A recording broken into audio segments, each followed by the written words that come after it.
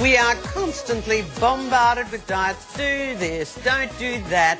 Never-ending list of rules. So how do you separate fact from fiction? What are the biggest diet lies?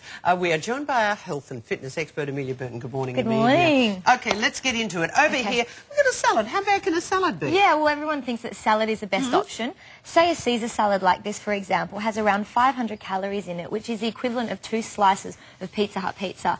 So, I've just run that by me again. 2 slices of Pizza Hut pizza is the same number of calories that would be in a shop-bought chicken Caesar salad. How so? Because if you look, there's about 6 what I call heavy or calorie-dense ingredients. You've got your cheese, you've got your chicken, you've got your croutons, you've got your bacon, you've got your avocado, and then the dressing. And why do they always put so much dressing on it? They slather the dressing. That's the only thing that puts me off. So, our option? Well, so when salads are great, don't get me wrong, but don't buy a pre-made salad. Go to a salad bar where you can actually make it yourself and pick only 2 heavier ingredients. So it might be meat, it might be cheese, it might be avocado, but pick 2, not 6, please. Okay, and don't smother it with dressing. Yes, dressing on the side if you can. Okay, chocolate. Okay, give me the bad news. Well, I've got good news for you today. Yes, I have good news. Chocolate is actually good for you in the right doses, and I'm talking dark chocolate, and I have to stress 70% or higher. It contains something called phenols, which they're very powerful antioxidants, so it helps to reduce your LDL cholesterol, which is your bad cholesterol.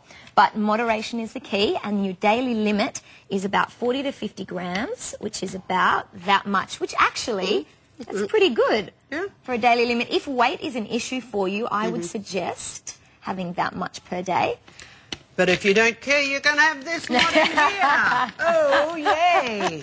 With dark chocolate, a lot of people find it hard to get into dark chocolate. I suggest dipping it in hot chamomile tea because it melts the chocolate, and dark chocolate's a lot nicer if it's melted. Okay, we're moving on to chippies. What have we got here? Well, we've got high. The lie is that low fat is the best option. Okay, we've especially through the 80s and 90s, we're told that low fat is the best option. That is not necessarily the case. Normally, what happens with low-fat products is they load them with salt or they load them with sugar. Okay, if you're having something a lot, say milk, for example, then it's okay to go low-fat because you're having a lot of it.